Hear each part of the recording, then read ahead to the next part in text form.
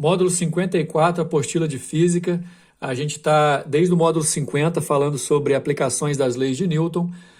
O material de vocês traz uma proposta interessante para vocês poderem criar a experiência a partir da resolução, o acompanhamento da resolução de certos exercícios que são considerados exercícios base para a gente poder entender as aplicações das leis de Newton. Lembrando que nas leis de Newton, o principal objeto de estudo é a força e as concepções giram em torno das consequências que a força traz para um corpo quando essa força é aplicada sobre tal corpo, tal como aceleração, deformação e principalmente questão vetorial de todos os problemas, se você relacionar a força resultante com a massa e a aceleração dos corpos, sempre pensando em situações de equilíbrio, forças que podem se anular de acordo com a primeira lei de Newton e assim por diante. Força-peso, força normal, força elástica, a gente vai falar muito disso ainda esse ano. E nesse módulo a gente tem 4 exercícios importantíssimos que trazem essas concepções. Então vamos começar. Exercício número 1.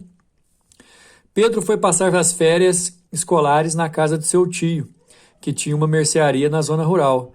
Chegando ao lugarejo, foi direto para a mercearia e encontrou o tio preocupado, porque a balança da mercearia, muito importante para pesar as mercadorias, estava quebrada. Como havia terminado a primeira série do ensino médio, disse ao tio que poderia resolver o problema aplicando os conceitos da física que havia estudado na escola.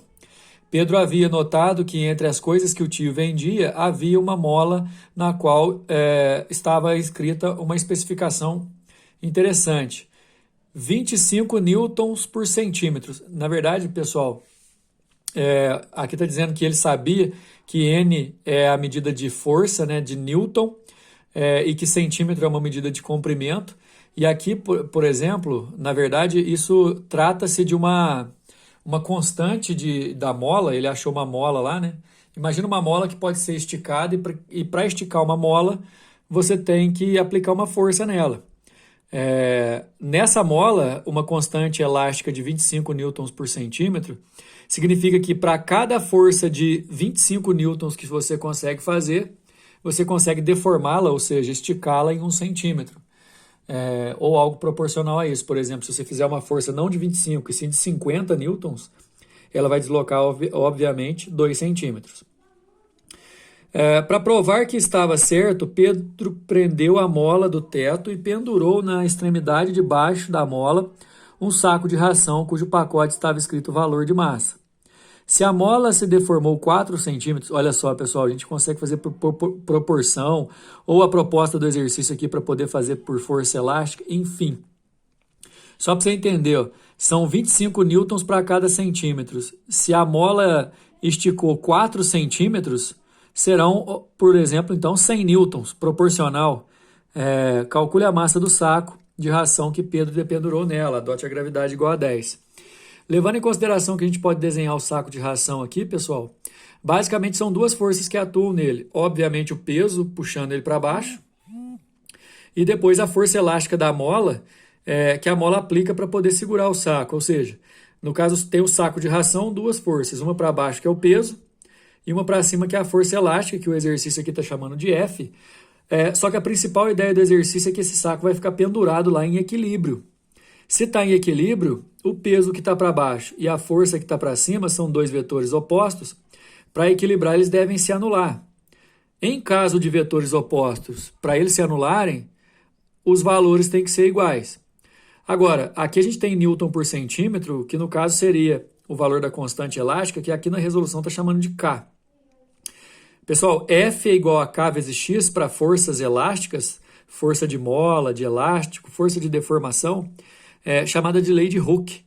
F é igual a Kx e peso é igual a massa-gravidade.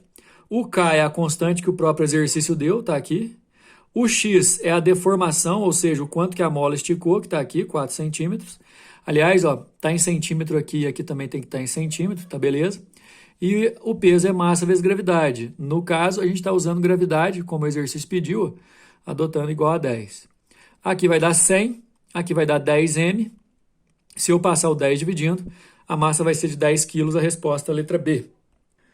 Número 2 é um exercício que a gente vai usar para relembrar o conceito de inércia, inércia dos corpos, e depois também para a gente poder usar a decomposição de vetores para achar aceleração, consequência de força. Olha só. Número 2, num jato que se desloca sobre uma pista horizontal em movimento retilíneo uniformemente acelerado, um passageiro decide estimar o módulo da aceleração do avião. Para isso, improvisa um pêndulo que, quando suspenso, seu fio fica aproximadamente estável, formando um ângulo de 25 graus com a vertical e em repouso em relação ao avião. Considere que o módulo da aceleração da gravidade do local vale 10, o seno de 25, cosseno de 25, tangente de 25, tudo dado aí no exercício, viu, pessoal? Das alternativas, qual fornece o módulo aproximado da aceleração do avião e melhor representa a inclinação do pêndulo? Aliás, olha só o avião. Quem já andou de avião, por exemplo, vai entender que quando o avião vai acelerar para decolar, basicamente você é empurrado para trás, empurrado entre aspas, né, contra a poltrona, suas costas contra a poltrona, justamente porque a força para acelerar é no avião, a tendência dos corpos é continuar, então você fica meio pregado nas poltronas. Nesse caso, a bolinha vai ter a mesma reação nesse sentido, né? Por inércia, ela tende a ficar para trás. Então, necessariamente, a inclinação da bolinha vai ser para trás, na direção ou no sentido contrário ao da aceleração, obviamente. Aí você tem algumas opções que já podem, inclusive, ser eliminadas, né? Por exemplo, a letra E e a letra D, você já elimina da tua resposta, porque, de acordo com o enunciado, você pode olhar na figura do avião, a aceleração é apontada para a direita. Se a aceleração é apontada para a direita, por inércia, os corpos vão encostar na poltrona para trás e a bolinha vai inclinar para trás. Então, as nossas respostas, a nossa resposta pode ser A, B ou C. O diferencial de cada uma, obviamente, vai ser a aceleração. Para calcular a aceleração, eu gostaria que vocês entendessem só a questão da inclinação da bolinha. A bolinha está presa num fio, aqui está a bolinha. Ó. As forças que atuam na bolinha necessariamente são peso puxando a bolinha para baixo e a força de tração no fio. Só que como a força de tração no fio está inclinada, pessoal, essa força de tração, como a gente já viu lá em vetores, ela decomposta pode apresentar, na verdade ela vai apresentar dois efeitos. Um efeito na vertical, que a gente chama de TY, e um efeito na horizontal, que a gente chama de TX, nos quais a inclinação desse vetor, que a gente chamou de força de tração, que é o principal, faz com a vertical o mesmo ângulo que o fio que segura a bolinha faz, que porventura o exercício falou que vale 25 graus. No caso, ó, decompondo T em TX e TY, o TY, galera, vai conseguir anular o peso. Tanto é que a gente escreve aqui, ó, TY tem que ser igual ao peso para não haver movimento relativo na vertical. Então, se o TY é igual ao peso, então o TY pode valer massa vezes gravidade. E aí, o TY anulando o peso, o vetor que vai sobrar e que vai atuar como força resultante é o próprio TX. Dá uma olhada, a gente pode falar que o TX é igual à força resultante, mas força resultante é massa vezes aceleração. É o princípio fundamental da dinâmica. No nosso triângulo aqui, ó, o ângulo dado com a vertical pode ser marcado aqui, do qual o cateto oposto é o TX, enquanto o cateto adjacente que está aqui, ó, pode ser o TY. Então, se eu fizer tangente de θ, vai ser cateto oposto TX sobre o cateto adjacente, que é o TY.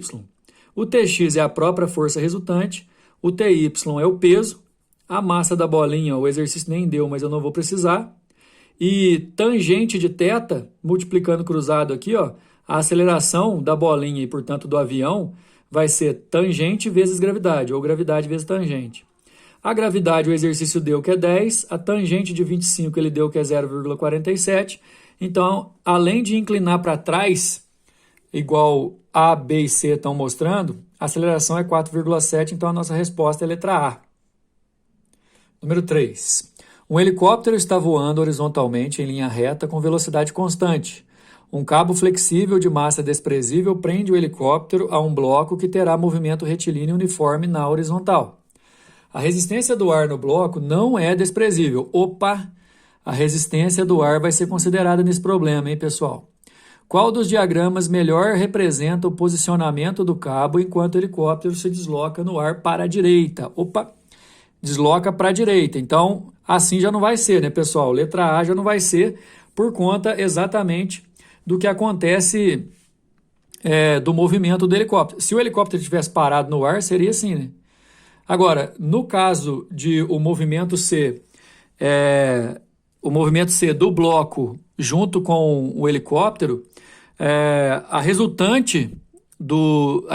força resultante no bloco tem que ser nula, né? Já que está com velocidade constante aqui, ó, em linha reta e velocidade constante. Isso é uma condição de equilíbrio, a força resultante sobre ele tem que dar zero.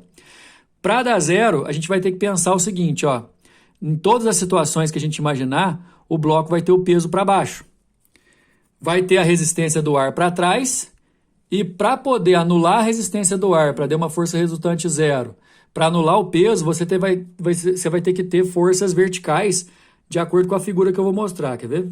Se você imaginar que o bloco está exatamente nesse ponto, você vai ter o peso e a força de resistência do ar, que é contra o movimento. Lembrando que ele está indo horizontal para a direita. Como a força resultante é zero, já que o movimento é uniforme, né, retilíneo uniforme, de acordo com o enunciado, o peso tem que ser anulado por alguma força, a força do ar também tem que ser anulada por alguma força. Na verdade, eles vão ser anulados pela força resultante da tração na corda, ok? Então, o TY e o TX podem ser o efeito da força de tração na corda, que tem que ser inclinado assim, para gerar uma força componente horizontal que anula a força do ar, para gerar uma vertical que anula o peso, e assim a força resultante vai ser zero. A resposta é a letra B. Número 4. Na situação física da figura seguinte, dois blocos de massas M1 igual a 8, esse aqui, 8 kg, M2 igual a 2 kg, estão presos a um dinamômetro. Pessoal, dinamômetro é como se fosse uma balança de mola, a partir da molinha que tem aqui dentro, ele consegue medir uma força. Aliás, toda vez que tiver um dinamômetro numa corda e perguntar a leitura do dinamômetro, eu acho que vai perguntar isso, é porque a gente tem que calcular a força de tração que existe na corda. Então, repito, dinamômetro é um objeto que serve para medir forças. Aplica-se uma força F1 de 10 newtons, essa daqui, para a direita, ao bloco de massa M1 e F2 de 50 newtons, aqui, ao bloco de massa M2. Desprezando-se a massa do dinamômetro, determine a aceleração do sistema e o resultado que o dinamômetro deve mostrar. Aliás, na letra B, o resultado que o dinamômetro vai mostrar é exatamente a força de tração que está nesse sistema. Desconsiderando a massa do dinamômetro, pessoal, a massa total do sistema é 8 do bloco 1 mais 2 do bloco 2, vai dar 10 quilos. A gente já fez várias vezes que quando um sistema de forças você é capaz de calcular a força resultante, você pode tratar o sistema como se fosse um corpo só, cuja massa é a massa total, né, a soma das massas. Então, pelo princípio fundamental da dinâmica, força resultante é igual a massa vezes aceleração. A força resultante, pessoal, tem 50 para a esquerda de força, 10 para a direita de força. A resultante, você tem que saber que a força resultante vai ser 40 newtons para a esquerda. Vamos repetir? 50 newtons é a força F2, 10 newtons é a força F1. 50 puxando para a esquerda, 10 puxando para a direita, então vai dar 40 newtons para a esquerda. Saber para onde está a força resultante é importante para você saber para onde está a aceleração, que inclusive, olha aqui, a gente vai calcular essa aceleração na letra B, a gente vai precisar saber para onde ela está apontada, e aí já está sendo indicado. Por que a aceleração está para a esquerda? Porque a força resultante está para a esquerda. De acordo com a segunda lei de Newton, a aceleração respeita a orientação do vetor força resultante. F1 menos F2, que é a força resultante, dá 40, a massa total do sistema é 10, passou dividindo a aceleração 4 metros por segundo ao quadrado. Vai acostumando com essa maneira de resolução, que você considera a força resultante e a massa total do sistema. Depois, pessoal, olha o que acontece. A força F2 que está puxando o bloco M2 para a esquerda, a gente já viu que ela é maior. Isso vai acarretar uma força de tração no bloco 1, que é devolvida no bloco 2. Eu queria até que vocês ignorassem essa parte aqui, do dinamômetro e considerassem só os bloquinhos. Então, olha só, desconsiderando o dinamômetro e olhando só os bloquinhos, Eu sei que em cada bloco, ó, primeiro, as trações são iguais em módulo porque formam par ação e reação. Segundo, que os dois estão acelerando para a esquerda.